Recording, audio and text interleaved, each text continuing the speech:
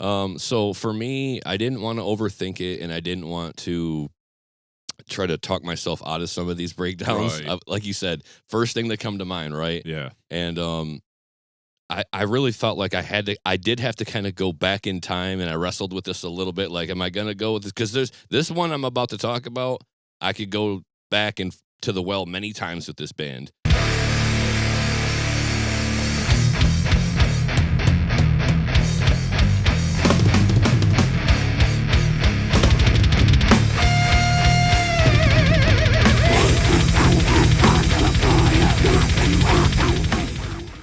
What's up, everyone? Welcome to the Metal Maniacs podcast. I'm Jay Ingersoll. What's up, Jay? It's your boy Mod. What's up, buddy? Good morning. Good morning. Yep. Nice to see you. Nice to be on the pod. I know we've been communicating. We've been doing a little jamming. We got to jam yesterday, so that was fun. That was fun. That was really fun. Yeah, that was a good time. And this episode probably won't be out in time, but the nice thing is the reason why you're jamming with us, you're filling in for Ian, and he's not playing with us, but we're opening for 200 Stab Wounds and No Cure and Dead Heat, so that's going to be a sweet show. Yeah, I don't even get like a run-up show. Nope. Like, I don't even get like a small dive bar. I don't get like 20 friends. This is going to be like, here, this is going to be, could be a room full of people. Yeah. Like, it's Could the be way, a slapper. and I know the room, and I've seen it, and I imagine it full of people, so it's going to be one I want to be prepared for, but you know, I think the proof is in the pudding. I'm about 85%, maybe 90, pushing, you know, but and I hate to grade myself too highly, but I was having fun is more the point. Yeah. Like yesterday, just jamming with you was a good time. Yeah, so. dude, it was like we were locked right in. Like, Yeah. We haven't been doing it for 20-something years or And plus or whatever. But you know, a testament to creating the resources and sharing them. It's very helpful. Yeah. And then taking the time to actually utilize those resources at home, which I got a good workflow and a nice little setup, and it's just easy to kind of run parts over and over and over again. Yeah.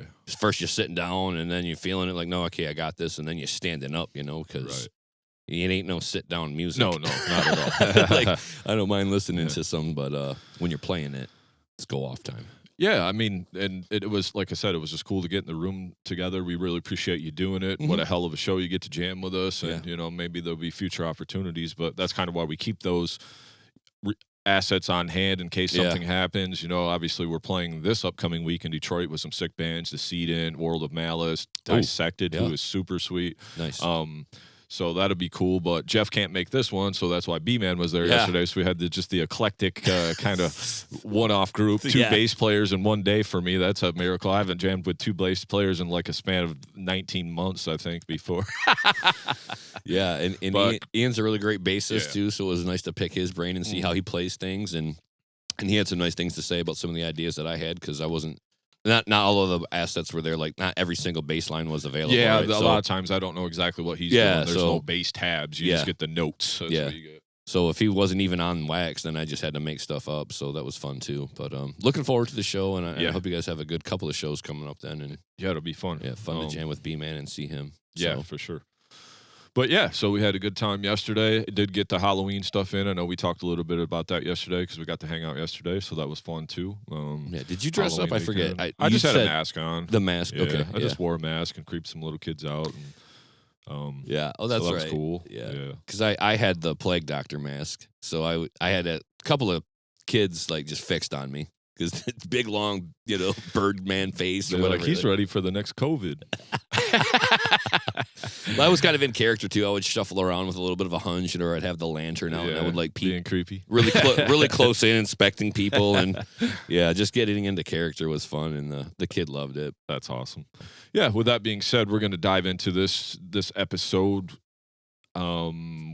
As you can tell by the title, we're going to go over some breakdowns today. Now, I'm just going to preface this whole episode by saying that this will be probably way different than any other breakdown episode you heard, because you can get into the hardcore, and we'll leave that to the Hard Lore podcast. They can let you know their top 5 hardcore breakdowns. Sure. And then you can get into the deathcore, which we'll leave that to the Brutality podcast, because that's mostly what they cover is deathcore. Yeah, we no longer talk about those things anymore. No, we will. No, There'll be some sure. of that in here, but I don't feel like those things have crossed, like, until probably we started this podcast, those two specific genres weren't really on our palette. We're the metal, the death metal guys, you know, so a breakdown to us might be a little bit different. I know I got a little metalcore in here because that's when the breakdown started coming out. for me, like in the early 2000s, Mhm. but I have something that's before that a little bit too. So I got a few fun ones on the list, and I got a few honorable mentions just to throw some Yeah. out there. But if you're looking for like I just saying, if you're looking for the hardcore list or Yeah. the deathcore list, it's probably not going to be on here. Yeah. Yeah, I didn't want to bring anything to the table that was outside of my wheelhouse. I didn't want to start diving into a bunch of bands and songs that I've never heard before and Right. start like grasping at straws, if you will. I just went with things that I know they're going to be a little bit more classic or in the vein of metal. I think metal does breakdowns as well as hardcore or deathcore. Yeah. You know, I think they hold their own very well. I think another issue with the breakdown thing is it's become such a big part of music now that it's hard to pick out 5 of the best breakdowns, because sometimes some bands it's 4 minutes of breakdowns. Yeah, well, that's the thing. So it's just, and then some bands there might be 3 breakdowns in the song. So it's kind of like, it's just those ones throughout the years that have like, okay, that's caught my ear. And then, we can get into a little bit before we get into our list, like exactly what a breakdown is. So back in the day, we grew up on all the death metal and heavy metal. So it's more of a tension release thing, like we talk about, and I'll dive a little bit more about that here in a second. But it was just when the drummer got out of the thrash beat and he actually went more to the drop beat, the groove beat. You know what I mean? Where it's more of a groove. So we grew up. But those parts were always awesome. Like one that sticks in my mind right off rips, like Hypocrisy, Absalom, Obscenum. Yeah. And there's like a part in there, it's just grind the whole time, and then they just get into this badass groove, in the pocket. Yeah. So I guess you could call that a breakdown, but I don't know where you want to pull hairs with that. But in the day, that was a breakdown to us. It was like we're waiting for that groove. Yeah. Today, it's a death metal groove. Now our breakdown's more of the just China syncopated kick patterns, all that, So but yeah, I think the use of the breakdown when it came into metal really more, it's designed to maximize intensity, groove, and like energy from the audience, like get the fuck down type parts, right? Yeah. Like I said, now it's just such a huge part of music that it's kind of hard to discern what a breakdown is or just the whole song is. I don't really know, but there are those ones that really stick out. So to you, what do you feel like a breakdown is? So for me, it's got to serve the song in a certain kind of a way. Now, there could be a breakdown riff, and that could come in early, and you could utilize it maybe a couple of times in various ways. The way that I put my list together, I was really kind of focusing on like a breakdown almost as a bridge section or almost as a way to get into a musical passage with a drop tempo or a halftime feel, and then we come out of that to the second half or the end of the song. So I utilized this moment to talk about breakdowns in that regard, because there were some on my list that I started toying with at first, and I'm like, well, that's okay, it's a breakdown riff, but it's kind of not where a breakdown goes.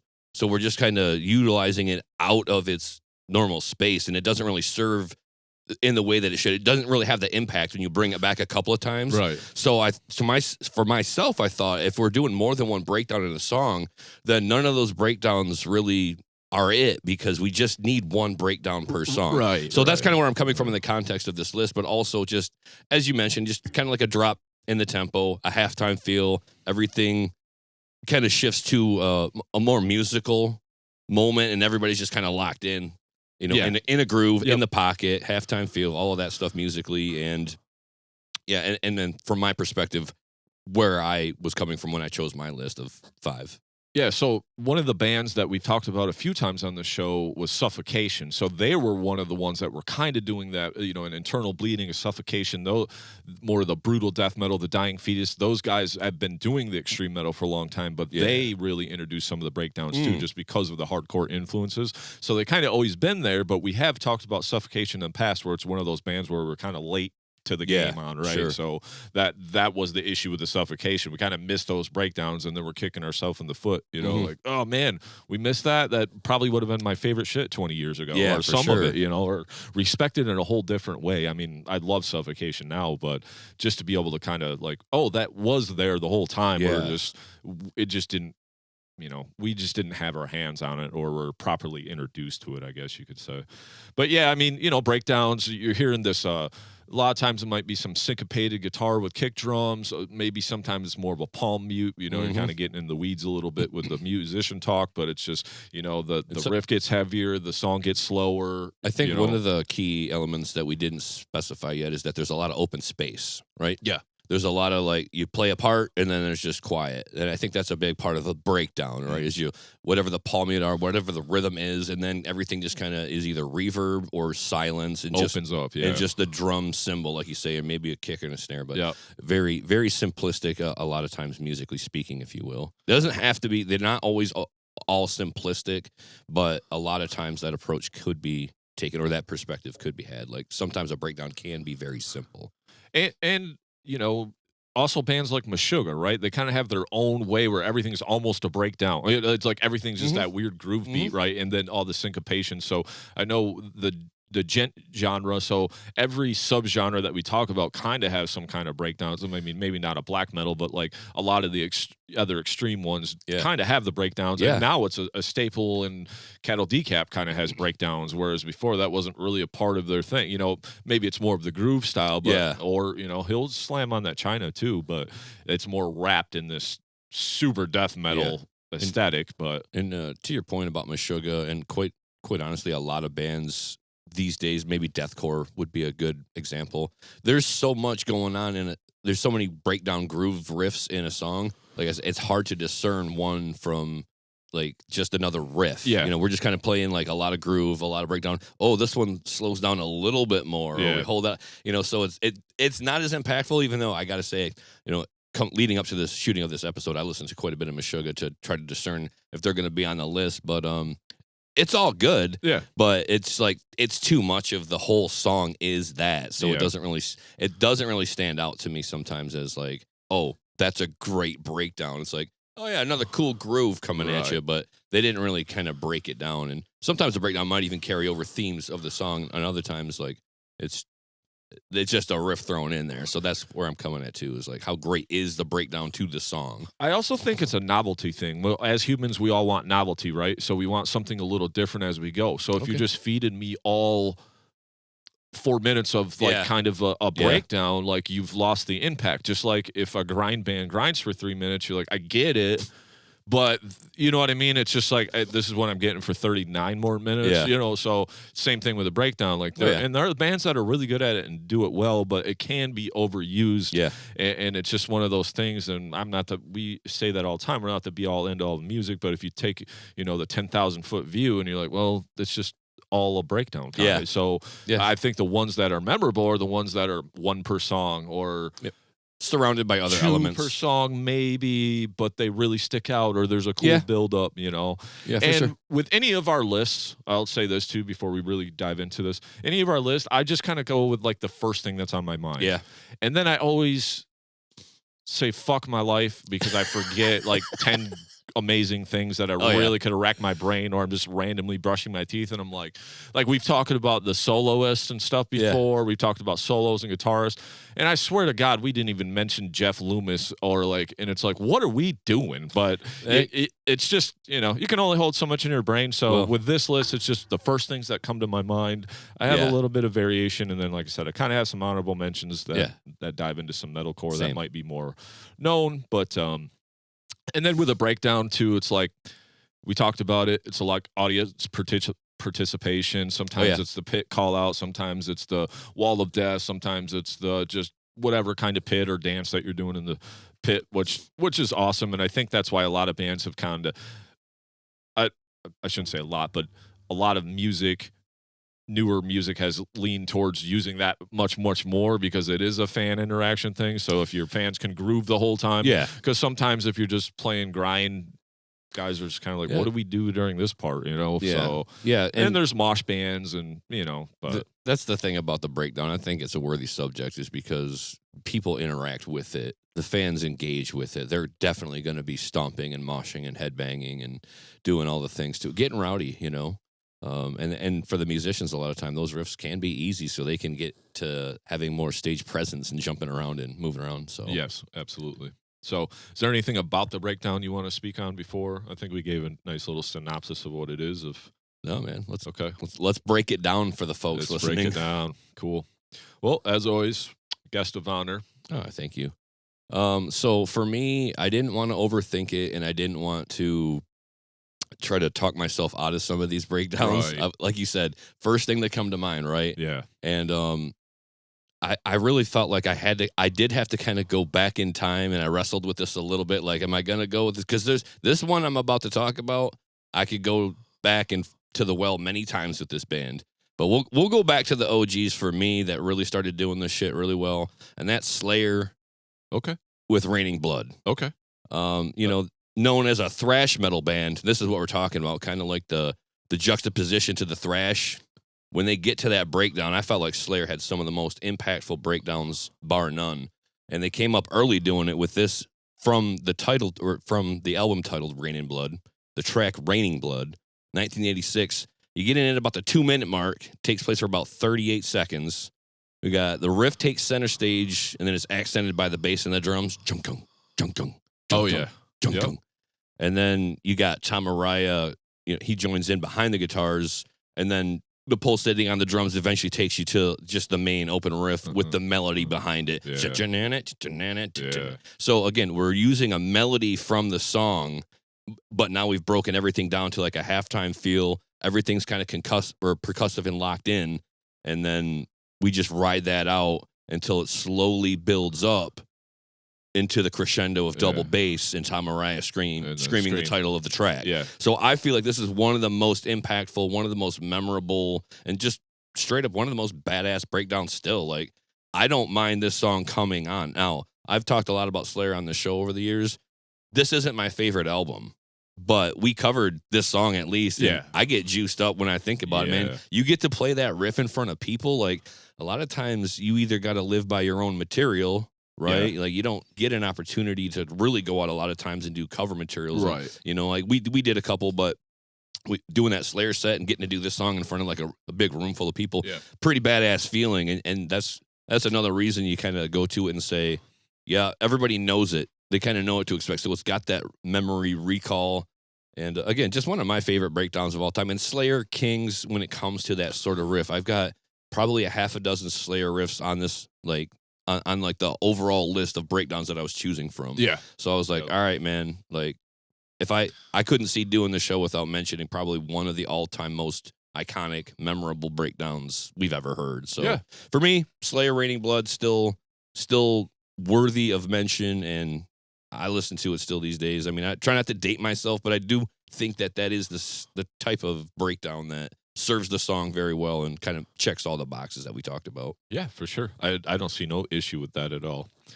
And, you know, they keep it thrashy, and then they've even coined the Slayer groove with the hi-hat, everything breaks down. So they've always kind of had some of that down-tempo stuff in there. Yeah. But it brings so much more impact to that down-tempo because a lot of it is upbeat or thrashy or whatever. Yeah. So that's what you're talking about early on, where that one is so impactful. It's not like they do that 3 times in the song or the whole song's just built around that. That's just a bridge section, like you were saying, of the song, right? Yeah. So and it does a great job of, like, dynamics, right? You kind of go down into the groove of it, and then you build yourself out to the double bass, and then to the craziness that is the end of the song, right? The whirlwind solos and just dive bars everywhere. Yeah, so, absolutely. Yeah, great song serving breakdown. I love it.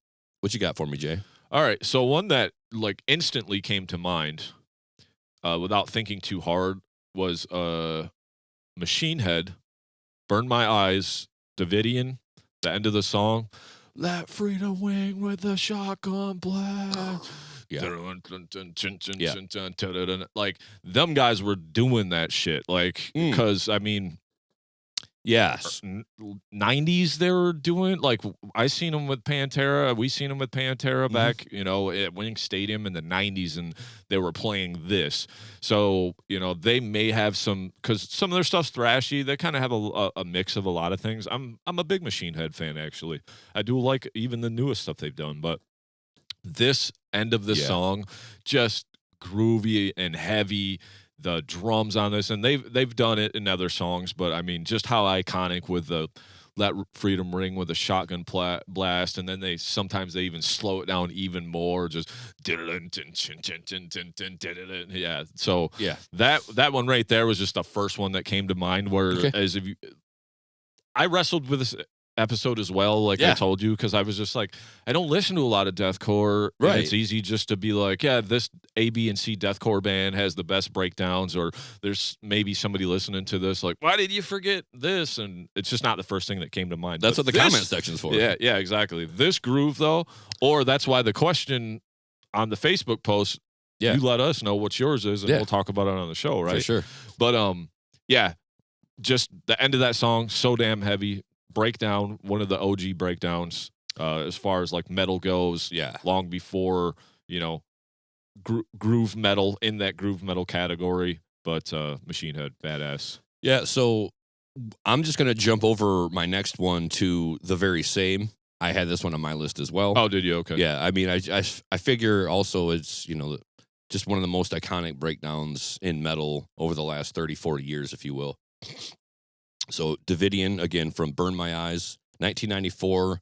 The riff picks up from the 3-minute, 43-second mark, and it carries out all the way to the end. But what I love about it is that extra beat they put on every other time. Yep. So that is also one of the criteria that it checks off for me for a breakdown, is I wanted it to be kind of unique, and that does it right there. Song's about 160 BPM. The breakdown at the end is about a halftime feel. Now, for full effect, I pick it up from the end of the guitar solo at the 320 mark, where you've got Rob starting to repeat the vocal, scarred. Oh, yeah. Scarred. So that way you get build up. You get that tension build up. If we were just trying to like maybe sit at home as a listener of the show and say like, I want to listen to these breakdowns. Well, I queued you up nicely here. You can pick it up from just before the breakdown just to have the impact of the hair standing up on your arms to when they do drop off to that first beat. The tension builds, swirling crescendo, screams, Rob layering himself like in 2 or 3 screams. Then you got the double bass right before everything just kind of crumbles down off. Falls off the cliffs into that little hissing sound, that canister, or I love that shit, man. I'm every time with that, I love it. So just a hair moment of silence, and then you feel like you're kind of like in the eye of the hurricane, that little hiss coming, and then all of this, or the calm before the storm. And then the song just breaks into one of the most interesting and unique breakdown riffs of all time. That added measure, like I said, just maintaining the sense of groove all throughout that extra beat. Like you never feel like it's jilted or anything. Yep. You just kind of, but the first, but that first time you hear it, you were just, every time you're just like, whoa, out of nowhere with that extra beat. And then you are kind of, now you're on the off beat or something. Off, but you're still grooving the whole time. Yeah, but just an absolute neck snapper every single time. It's full volume, take no prisoners, tuck and roll. You can get the fuck out of my car. It's happening every time this riff comes on. Drop the call, forget what you were saying. Yep. This next minute of your life is mine. Like that's how I feel about it. Full volume. Yep. Just cacophonous reverb. I love it. So I agree with you. That Machine Head Davidian riff is an all-timer. Easy to enjoy. Absolutely. So I guess I'll come back right in with another one. I said I wouldn't go deathcore, but deathcore in the early 2000s was really big for me, actually. I was into a lot of it. Despised Icon, still one of my favorite bands. But a band called As Blood Runs Black. There's a song called My Fears Have Become My Phobias. So about 2 minutes and 3 seconds in, this breakdown comes in, and they do this breakdown twice in the song, but the breakdown is like, and then they just kind of like, dude's just like doing the hi-hat breakdown, and then the next time they come back to it, he like starts doing that, and all of a sudden he's doing some of the fastest double bass I've ever heard, like at that time before the shit people are doing now. Right. He's just doing this, and then all of a sudden the doubles are just...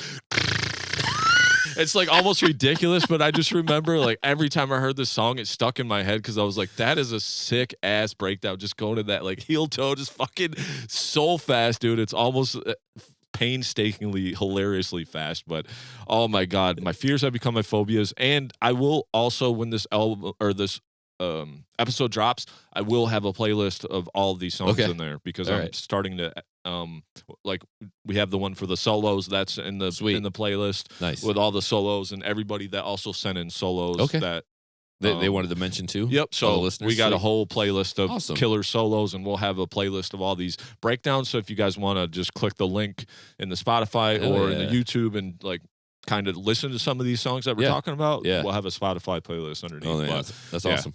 So yeah, this one was, I kind of said maybe no deathcore at the beginning, but deathcore now is way different than deathcore in 04, 5, 6, when we were really starting to get into some of that deathcore type stuff, or maybe it was more in the 8s, 9s, and 10s, I think, because it's kind of when the Faceless and stuff came out, and but yeah, anyway, I just remember it was early. All this was like early Infinite Design days, because me and my bro were into a lot of this stuff, so it kind of influenced some of the changing and evolving throughout the Infinite Design days, right? So yeah, it makes perfect sense. I remember that time. But yeah, As Blood Runs Black, unfortunately, a band that I think only had like 2 CDs. They teased something the other day about Mike coming back, but a band that does remain infamous among early deathcore, MySpace deathcore era. Okay. Bands. Yeah, definitely not familiar. I feel like that's a name I maybe heard in passing over the years. So not a really popular one to me, but I have to look into that one, because I'll take your word for it. That some of the old deathcore is fun to revisit. Yeah, it's really good deathcore. I mean, and it's like, if I had to say, it's almost like Black Dahlia Murder, like, because it's very melodic. Okay. It's not just nasty grind or something like that. It's very melodic riffs, like that bouncy metalcore type death metal riffs. Yeah, exactly. But then they add in like the heavy breakdowns, whereas like Black Dahlia never went into that area. They've had grooves, but they never went into that. No. Whereas Blood Runs Black just went silly with some of the breakdowns they had. Right. I liked my first breakdown that I mentioned so much that I decided to go back to the well a second time. And for all the Slayer fans out there, boy, I got a treat for you today. We're going to talk about some more Slayer, Jason. Okay. Honestly, again, and like I said, they had a half a dozen to choose from that I kept wrestling with it. I'm like, is it really like one of the all-time? Well, for me it is. Yeah. For me, it's one of the all-time breakdowns, because every time I listen to it, I still just feel it in my stomach, like, and I still, I like emote, like I'm just like, yes, every time. For me, and there's several on this album alone, and we talk about this album personally a lot on this show. But the song Fictional Reality from the Divine Intervention album. Yep. Now, again, we talk about uniqueness. And again, I felt like this is a really unique breakdown, because one of the things that makes it unique to me is there's really no open chugging, right? Everything breaks down into that halftime feel. And I think Paul Bostaff is on the ride. He's just ting, ting, ting, ting, ting, ting, ting, and it's just like a really simple kick pattern with the snare. And it's all of those or pull-offs or something. So one of them is doing like this pull-off riff, and the other guy is just like diving crazy banshee screams. So the breakdown, it begins at the 139 mark in the song, carries out to about 225 or 242, depending on how you look at the end of the riff progression. But it just sounds like opening the gates to hell for me. It's just like with those dives, man. Like I love that.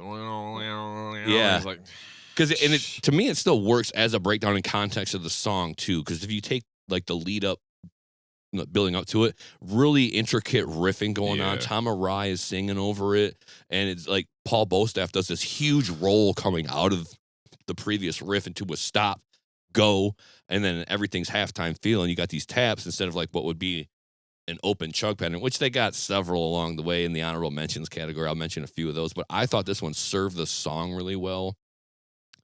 Just in terms of the dives over those hammer-on pull-off riffs. And then it kind of comes out into this chord progression. Shun, shun, shun, shun. So it's still kind of operating on the same beat, but then they just build it back up to another verse on their way out of the song. So pretty good way of serving the song. Again, it's right where I like a breakdown, where I've already had a minute and a half, 2 minutes of song, and then we run up into the breakdown feel. Again, if you kind of start your song that way, to me, it's just a riff. Yeah, but we had a lot of song happening before that. And it wasn't like insane grind. It was just a lot of steady kind of upbeat thrash metal. But again, to me, a little bit different. And still, some of the Kings, some of the best to do it. They had a lot of good ideas when it came to breaking their songs down. Yeah, Jeff and Carrie and the whole gang there. They really knew what they were doing with some of these. And there's some of my favorite. And again, a different one. So and lastly, Divine Intervention. I'm just gonna keep try to turn some heads toward that album every chance I get. I'm just like, for me, it's like 9 out of 10. Those first 9 songs are all perfect, and then that last one is like a nice fine bonus track. I don't have a problem with it. So yeah, it's a great album. That song is awesome. That technique, never kind of a technique you heard before with Slayer either. Not necessarily the beat, but like when he's kind of doing like those hammer-on pull-off things or whatever, almost like Gojira-like in a way, just a little faster. Cannibal Corpse-y a little bit, almost like a pick tap maybe, but very cool, very moody, badass song. I'm not hating on it. So we'll go with mine. Yeah. Kick one over. Band I just mentioned, band I'll always speak highly of, band that just came out with an album on Friday that's excellent, and this band is Despised Icon. Ooh. I mean, these guys can break it down as good as anybody, but the one that really sticks out to me is Ills of Modern Man. The album, the song is In the Arms of Perdition. It's about 4 minutes in. It just goes super slow, and the vocalist, he's got this really cool pattern, and then all of a sudden the dude just goes into, it's one of those ones that's just so open. It's like, gum. Like, it's just that slow ass, and then the dude goes, rips a fucking pig squeal over it, and it's just like so pissed, and it's just like after all of just heavy all this riffing in your face, and then just break fucking rips a piggy over it. I'm just like, hell yeah, that's badass. Ripping a piggy.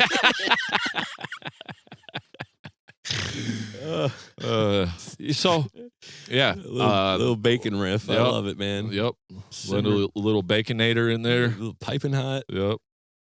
So yeah, Despised Icon, they break it down with the best of anybody. They're also one of the best deathcore bands of all time period, if you want to call them that. I almost kind of felt like the new album it was more just death metal than anything, with with a few breakdowns, but they leaned heavy into the hardcore death metal, which was the deathcore, but they had them hardcore parts. You got the two singers. The one guy's the pig squealer and the super low, and then the other guy's kind of more the yelly, shouty, screamy guy. But for a band that has two vocalists, they never overdo it, and they've always got great patterns too. So I'm always going to speak highly of them. They're always going to be one of my favorites, and just In the Arms of Perdition, Ills of Modern Man, one of my favorites by them album-wise. But that song, I'll have to show it to you, or you'll have to just check this playlist out when we're done, because you'll know what I'm talking about once you hear it. Because I'm sure I've listened to the album, and I'm familiar with it in the context of the album and the band's music very well also. But the thing I like about Despised Icon is you're trying to put these genre labels on them. I'm like, they're an extreme metal band. Yeah.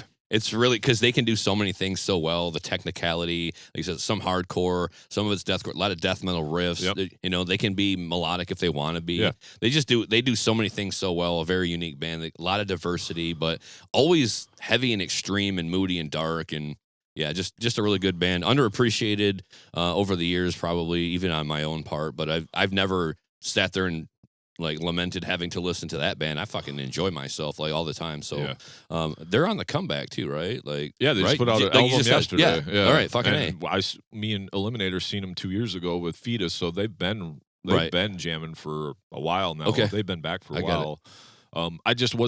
I did like the other albums; they were good, but this new one is something special. Oh, I'm gonna have to get that in. Yeah, it's really good. I was super impressed. It's definitely going in top 10. I'll tell you that right now. I just don't know who it's going to squeak out, because we're at that point of the year. I'm having a hard time moving Mr. Malevolence out of the spot that it has, because I'm so near and dear to that album. But that's a different episode, so we'll move on soon. That's gonna be a good one. All right, so for me. This one, the first time I heard this one, you talk about immediate fan. First time I hear your song, I'm like, oh, you might just be my new favorite band. And so we go back in time now, some 22 years. Lamb of God dropped Ruin. Okay. And this is my immediate introduction to the band. I believe it was on, and now this is a comeback or a return to form of the Headbangers Ball.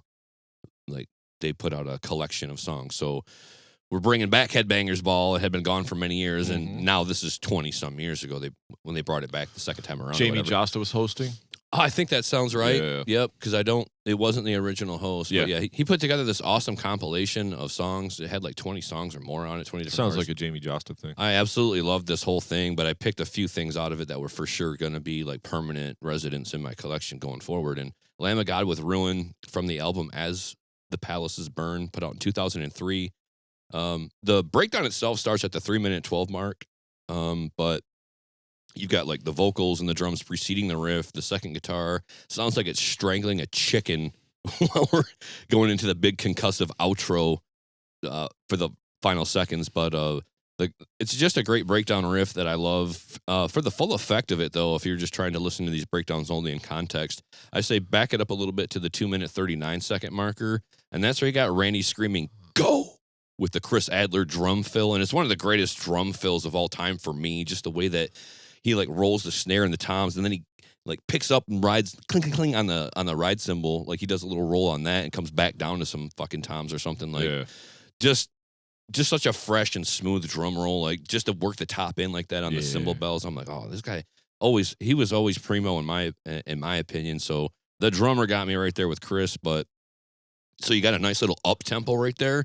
It's really like we're not to the breakdown yet, but coming off of that drum roll, first of all, you can't omit the drum roll as part of the effect of the breakdown because you're just so juiced on that. Yeah. And you got this thrash rhythm that you're just geeking out to, and then they open it up a little bit from the palm mute. Yeah. And so the whole time my hairs just start standing up everywhere. I feel like electricity's juicing me up, you know, like that's how I feel about it. And then they get to the breakdown when it finally occurs. And then you got one of them, I believe it's Mark Morton. He's just doing like the dive bar banana squeals, just like fucking Jeff and Carrie doing Slayer, you know. But and it's the outro of the song. So again, it serves the song in a nice way where we've had the song already happen and now we have context, and the breakdown is happening at a place where I like a breakdown to happen. Yeah. After everything that preceded 2 minutes a song at least. Give me some. So in my opinion, probably one of the better breakdowns of the 21st century. Lamb of God, while you know, like they got a lot of work, but I stand by some of those first albums. Like they're near and dear to me, and I'm always gonna be a fan of that song still. Like it never got played out for me. Like I'm not tired of the first song I ever heard by these guys, and they got a lot of good ones after that, in my opinion, too. So, just for me, probably every time I hear it, I still turn it up. Like, it doesn't get old to me. It's weird how some songs just never really lose that effect. Yeah. I mean, I'll still shush everybody in the car and be like, ooh. It also helps if you don't listen to it all the time either. You just kind of listen to it once a year or when it comes on or whatever, you know. That's the other thing too. I wish I was a little more familiar in my mind with that, but As the Palace Was Burned is a great record. I just have to go back and kind of revisit it to see. That's another one. Ashes of the Wake 2, both all time one of the greatest records. It was on the table. It was on your list, but still, I mean, what an amazing record. I remember when that came out, I didn't take that out for like 3 months because it was so damn good. Yeah, and Lamb of God to me was that band that we really needed at that time. Like we talk a lot about Slipknot, but it is due in part to like the Slipknot effect as we stayed on the show. But man, early 2000s, Lamb of God was hitting so hard. Yeah. Honestly, they're kind of what I wanted, like maybe Pantera or Machine Head to be. Yeah, you know, that's what I was hoping for, and then to actually have the Lamb of God gifted to me, and I was like, oh, finally. It was a little late. You know, I was waiting for something for so many years. It felt like from the mid-90s, it was like, God, can I get something really good again? And that Slipknot album was pretty good, but the Lamb of God was more back in my vein where I wanted to be in my lane. Absolutely. And it did help of the rise of that new wave of England heavy metal, or New England wave of heavy metal. What do they call that? New wave of I think in particular, they were the new wave of American heavy metal. Like, what's that? New wave of American heavy metal? Yeah, that's what it was. So there was a British one in the 80s. Yeah, that's what it was. But, you know, you got the Kill Switch, Unearth, Lamb of God, like all those bands were kind of all coming out at the same time. God Forbid, you know. Loved all of that stuff, yeah, they're all really good. All That Remains. So, I will go into one, and I was like, am I reaching on this one? But for some reason, it was just of all time, one of the coolest groove breakdowns. And this actually Carcass from the album Heartwork, This Mortal Coil at 257. Okay, nice. Because they're like cruising on that. And then it kind of breaks down, right? And it's like, You're absolutely right. I overlooked. I'm like, man, I wish they would play it for longer because they only play it for like maybe 2 measures, 4 at the most, and then they go back and which was cool. I was like, man, we could ride out a little longer on that. That is a good one. Yeah, I was like, I don't know if I'm reaching, but I'm like, to me, this is a breakdown, and this is like when that part hits of the song because it's already just of this album. It's probably one of the heaviest ones on there as far as grind, this Mortal Coil, and all. It's just, and of course that speaks to me. I'm like, this song fucking rips, and then you go into the and just going to that simple rock beat right behind it, and it's just moody as shit. Oh man, what a cool breakdown that is. But I was like, it's gonna make the list because I said whatever comes to mind first is what's going on there. So I didn't want to do a bunch of digging through the CD collection or Spotify playlist or whatever. But it's a good pick, and I totally overlooked it because I just would never look at Carcass and think of breakdowns. But they do kind of have their own take on some breakdowns throughout the way. Even the prior album, I think, has some moments. Necroticism.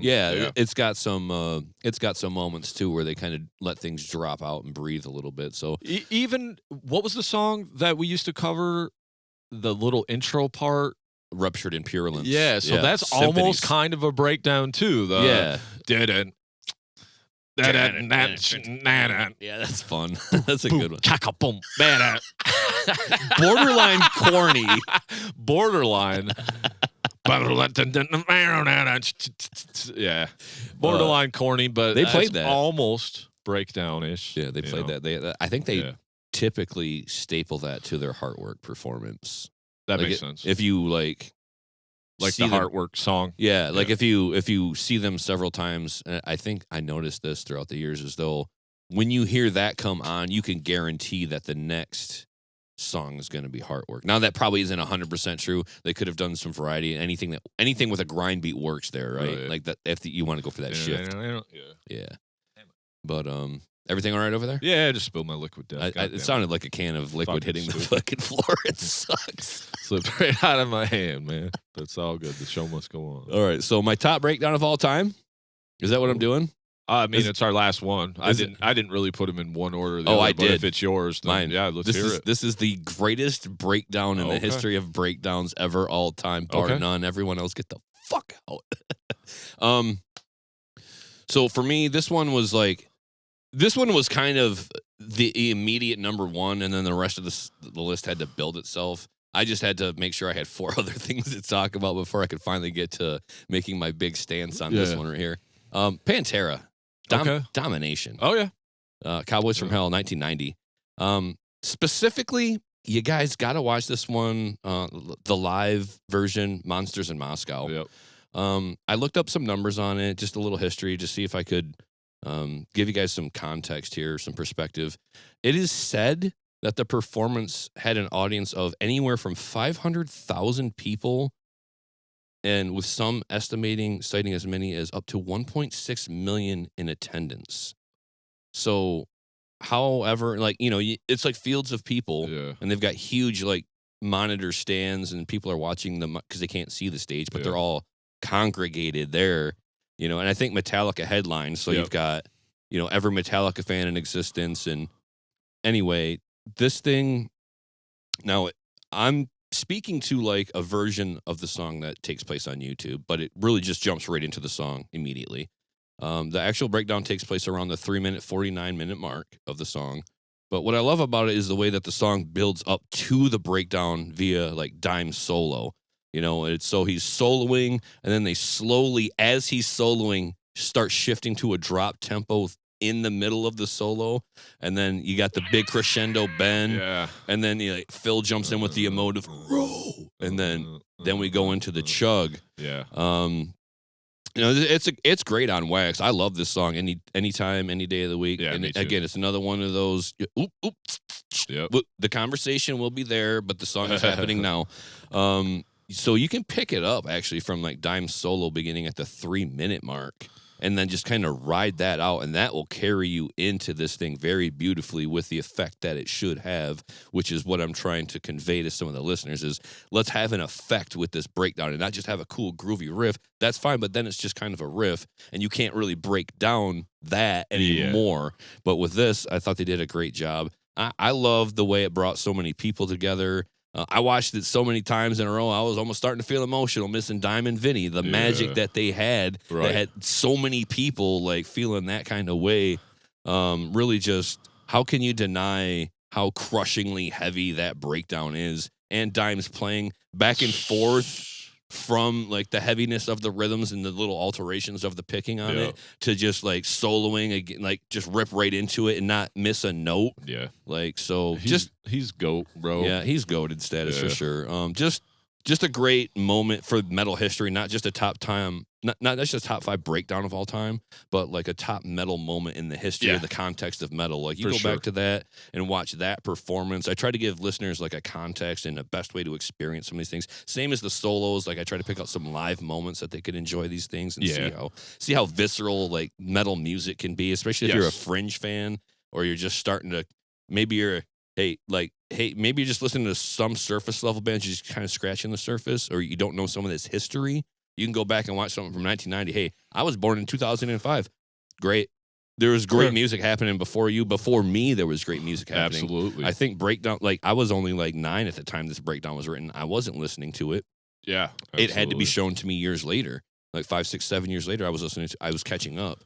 So anybody listening, some of these are a little bit older. I'd still go check them out because I think that it's a good reference for writing a breakdown within the context of writing a song. Yeah. And I think, and we said this in the beginning, some styles, some bands, a lot of the entirety of their songwriting is just like constantly breaking down a riff to the point where it's now it's not even something you can bob your head to. It's just like crushing cacophonous reverb with really no beat. We're just... And it's so, I mean, that's fine. That's your art, right? But for me, now we're not really doing music. We're just doing a thing, thing, and that's different. And it's lost its impact. That's like kind of the point. But in the context of the song is important because it brings that mood. It brings those hair standing up. It brings that feeling to want to like. You can groove or thrash all you want, but if it's just a constant groove, it's like when do you not groove? You gotta be able to pick up the pace a little bit. You gotta have a counterpoint to that breakdown. Absolutely. And for me, it's cool if you use breakdown riffs in and around your songs, and then give it some variation with the other stuff that you do. But the way that I wanted to put this list together is kind of like the things that bring it home or bring you either to the outro or are themselves the outro of the song because of everything preceding it. So just my outlook on how a breakdown serves a song and where I was coming from. No, absolutely. I think that's great. What do you got? What is your best? No, I'm just kidding. I don't have a best. And this one is probably a reach, too, because it's just one that was near and dear to me. Maybe not the most popular. A band we've talked about on the show multiple times. A band that we played with and Hell Followed With. Okay. So... Me and my bro, super big on this album when it came out. About the time that we got to play with them. It's Proprioception is the name of the album. And the song is called This Night is the Corners. And about 3:12, there's like a gang chant. And they say, my hands are around your throat, fucking like, and then my teeth embedded in your flesh, fucking like you're just mauling somebody, and then it's just fucking, like he goes into a gremlin over the top of it, but the breakdown is just so heavy underneath it, and and How Followed With, one of those bands that kind of heavy on the breakdowns, but a band that always spoke to me as like, this is top tier deathcore stuff. At least this album. They've come out with other things and nothing really resonated, or I just didn't take the time to listen to it. But this album was everything to me. I think we talked about it even on our top 5 deathcore bands. Yep. band that's not even around anymore. Oh. The singer, he actually sings for Wounded Touch. Okay. Nick Holland. All right. So yeah, that's Nick's old band, but they're around in some capacity, but I just don't know how much they really do. But they're also from our home state. Right. They are from Detroit area, as far as I know, or at least when we played with them, that's where Nick and Wounded Touch is from. Right. But he was the singer, and he was the singer that was on this, and the vocals on it are absolutely fantastic. Yes. Nick's such a great singer, man. Top tier dude. Love it. But yeah, so maybe not my best of all time. I didn't really put him like that. No, I know. Yeah, if I had to pick one, it'd probably be a Despised Icon, just because, I don't know, it kind of doesn't really get heavier than that unless you're just heavy for the sake of being heavy. But, and, you know, we could get into all kinds of weeds and some of this stuff because you got the Kubla Khans and you got the, Oh, yeah, exactly. I mean, we've just gone crazy now, but we just made it the top 5 that came to mind. But like I said, I do have a few honorable mentions. So same. And we do have a few comments on the Facebook, not as many as the solo ones, but a few that we can read off as well here. So if you want to go into some honorable mentions, we don't have to really go into much detail, but that's cool. Definitely. I'll rattle some off while you prepare some of the comments for the. Yep, the I got listeners them up here. So all right. So again, as mentioned earlier, I did say I had Slayer on the list a few times, and another obvious one would be like an Angel of Death at the minute 38-second mark. It's a little bit shorter, but it does work in the same context as any of the other ones where you just go in halftime feel with a little lead on it. Slayer also from their Divine Intervention album, you can go Killing Fields. Like the beginning, that first minute of that song is just like a punch to the teeth over and over again. So that, again, it works. It's a breakdown riff, but it's just kind of like the very beginning of your album, of your song, you know, so it didn't really work in the context of the rest of the song, but still a great riff. The build-up preceding it about 40 seconds to the minute 1 second mark ends at 1:13. So, yeah, the first minute and a half, quarter of that song is just badass. Divine Intervention, Slayer again. The first two riffs combined.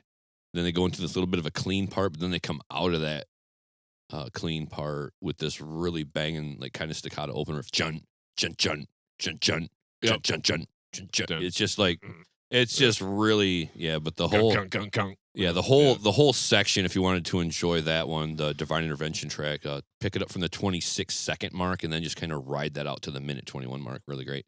I'll rattle off a few more even quicker for you, Jay. No problem, man. We got time.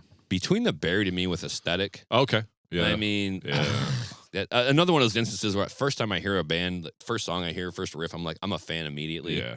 So between that, you know, that Silent Circus, right? Yeah. Yeah, really. Of course, it's like a breakdown, but it's so still out of this world, weird and like off-timey, but it still is just. But he made it groove. Yeah, and it's like grooves, super complicated. Yeah. But it serves the song as like both the intro and the outro. Yeah. So it works like that, but it's not really like a breakdown of the song, but it's a great breakdown riff. Like you could really listen to that one and learn something. Absolutely. And on that note, same idea, almost the same principle. Dillinger Escape Plan, 43% burnt. Yep, that was one I was going to mention. So I mean, that song is bonkers in and out of it, but even that part's weird. Yep. Good luck. Yeah, good luck. Yeah. Another unique one. Yeah. Checks that box. And you can sit there. Memorable. Anybody would be like, yeah, that's just because of they're so spastic. And when they actually groove for a second, you're like, what the fuck? I mean, later they did a little more of that, but I mean, I'm calculating infinity.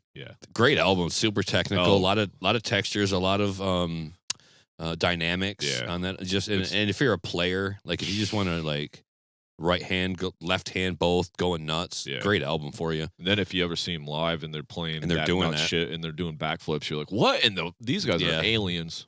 That riff, as soon as it comes on, though, it will shut everybody up. I smell that. Whoa! Yeah. Bring me back. Good riff. Unearth, Endless. Okay. You got a good breakdown in that song. They actually pull it out twice, so they're not really breaking the rules necessarily that I'm setting, but it's just a great breakdown riff. You can enjoy that one twice in a song. Fine by me. Lamb of God, Laid to Rest. Another amazing one. A good one. I put one of my favorite bands all time, Gojira. I put them on here with Flying Whales. Has got a pretty good breakdown in it, and also they got some good breakdowns too. You can enjoy Backbone is another one I listed. Lastly, Meshuggah with Demiurge. Again, this is one of those ones where you're like, well, the whole song grooves. Yeah. But then they do kind of get to like a breakdown. And there was even some dialogue in the comment sections, like on the YouTube or whatever. Like, people say this part's the breakdown. They're missing the real breakdown at the end. So in this song, you can enjoy a breakdown that occurs at the 2:27 mark, or the 4-minute 11-second mark, which is the real breakdown. You tell me. It does kind of go to our point that the song almost is just kind of a groove fest the whole time. I don't think there was a whole lot of. They can grind and pick it up. They got an amazing drum. They do whatever they want. Yeah. But that song I felt like was mostly groove, just steady groove. But then they do hit that low droning, just absolute low note. You're just like, oh, God, the brown note. And then lastly, a classic that I could not see making this list without at least mentioning, Sepultura with Dead Embryonic Cells. Oh, yeah. Just a banger of an old school thrash metal breakdown riff. And that's what we would call like the thrash breakdown, right? But it's good. It's still good. It's a great Sepultura. one. Yeah, Kings. Oh, man, so great. Still love them. All right, a couple of honorable mentions for myself would be another deathcore band, but Beneath the Massacre, Society's Disposable Son. Another one that brings me back to me and my bro's early age of just grinding some of these albums out over and over when we heard them, because at this time it was just like Beneath the Massacre was one of the heaviest things we've ever heard, because they're from Canada. They're just grindy as all get up. And then they just go into some of them super cacophonous, heavy, pissy breakdowns. Yeah. And the guitar player is just so technical with all these crazy taps and pick tap stuff. So that was just one that was always badass for me. Can't mention a breakdown without the Less Like Human from Glass Casket. What an awesome breakdown on that song. They have a few that are good in there. I'll go a little metalcore here. So just a super famous one, All That Remains 6. Can't not deny that, there's a super cool breakdown in that. This Calling also has an awesome breakdown from the same album, from All That Remains. My Curse from Kill Switch Engage. Yep. This is my curse. Yeah.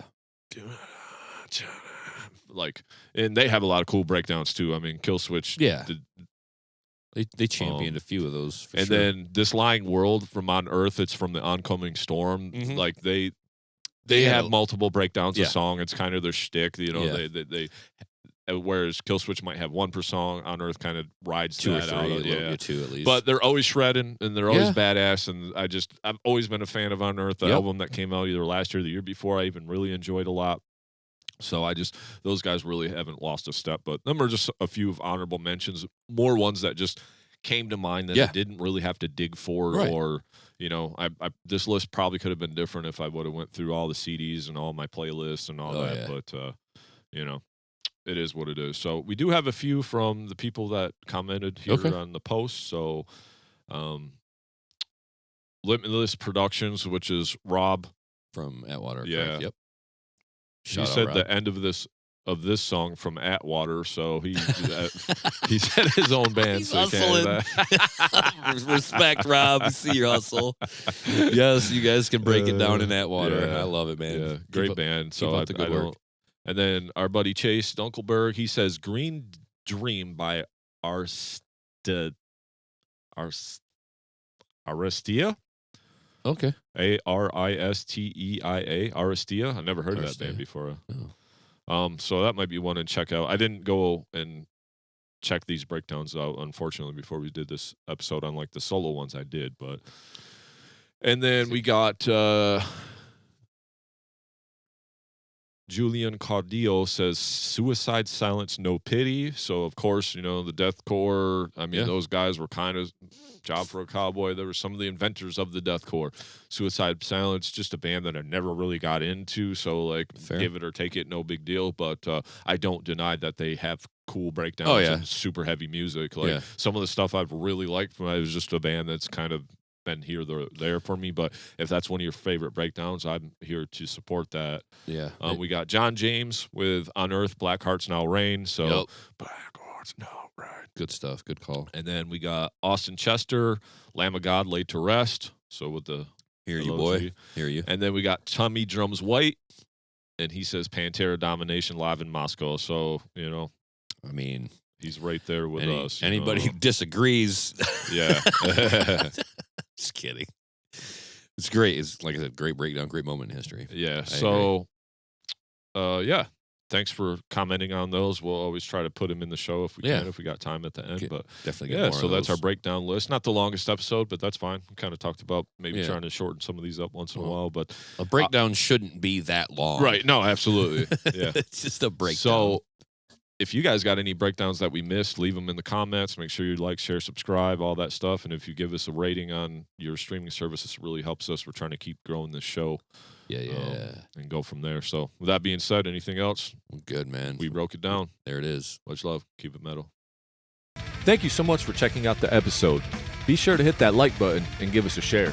Yeah, and if you enjoyed our podcast today, please give it a rating on your streaming service to help us gain some exposure. And if you really enjoyed the show, please give us a follow or hit that subscribe button and come hang out with us every week. And remember, keep it metal.